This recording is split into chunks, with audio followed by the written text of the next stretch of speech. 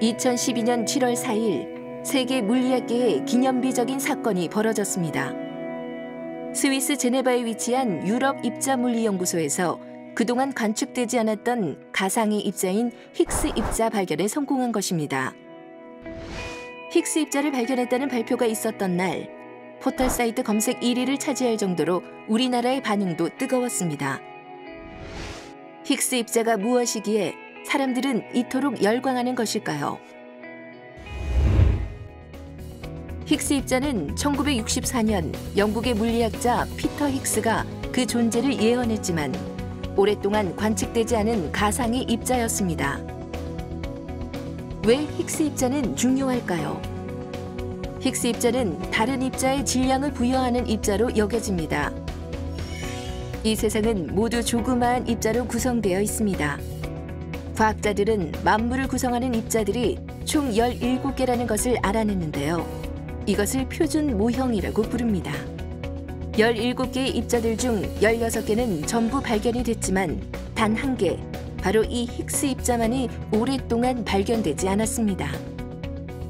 힉스 입자를 관측하기 어려웠던 이유는 태초에 대폭발에 해당하는 초고온과 초고압의 조건을 인위적으로 만들어야 하는데 그러기 위해서는 엄청나게 큰 입자 가속기가 필요했기 때문입니다.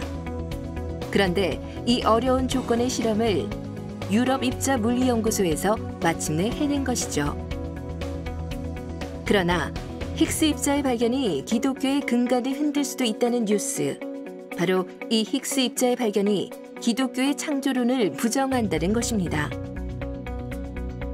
힉스 입자의 발견은 정말 기독교 세계관에 배치되는 것일까요? 힉스 입자의 발견은 신이 없다는 증거라고 주장하는 사람들이 있습니다. 힉스 입자의 발견은 빅뱅 우주론을 뒷받침해주는 강력한 증거 중 하나인데요.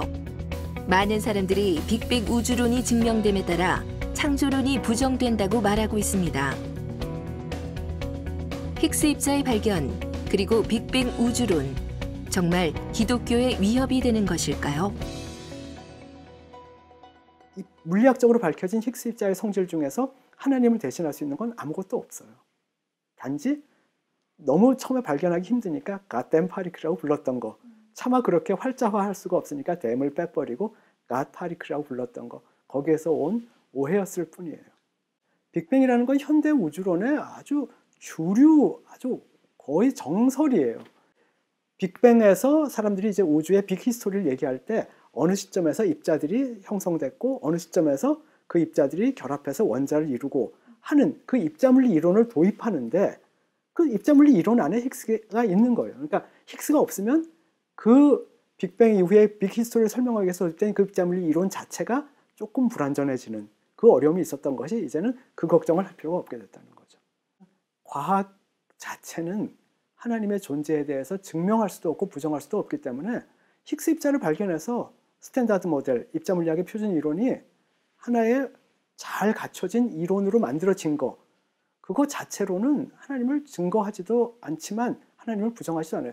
완벽하게 갖춰진 이론이 있다는 거, 그것 때문에 하나님이 필요 없다라고 말할 수 있는 거는 그 자체가 이미 형이상학이고 철학이에요. 대폭발 이론이 과연 그러면 무신론인가 하는 문제를 다시 한번 짚어봐야 됩니다. 대폭발 이론은 하나의 방법이고 과정입니다. 우주가 어떻게 존재하게 되었을까? 아마 대폭발이라는 그 과정을 통해서 만들어지지 않았을까? 현재까지 우리가 알고 있는 여러 과학적인 발견들을 기초해서 봤을 때 대폭발 이론이 하나님께서 우주를 창조하신 그 방법일 가능성이 제일 높습니다. 만일에 그거보다 더 가능성이 있는 이론이 나온다면 우리가 왜 못 받아들입니까? 하나님께서 그 방법 가지고 만드셨겠구나. 그래 받아들이면 되지요. 이게 어떤 절대 불변의 진리가 아니라 이 우리 흔히 말하는 이게 자급가설입니다. 새로운 더 맞는 더 그럴듯한 이론이 나올 때까지 우리가 잠정적으로 하나님께서 그렇게 창조하시지 않았을까 우리가 받아들일 수 있는 이론이죠. 그래서 조금 더 기독신앙에 어떤 위협이 된다든지 그건 제가 봤을 때는 좀 지나친 피해 의식이 아닌가 생각되고요.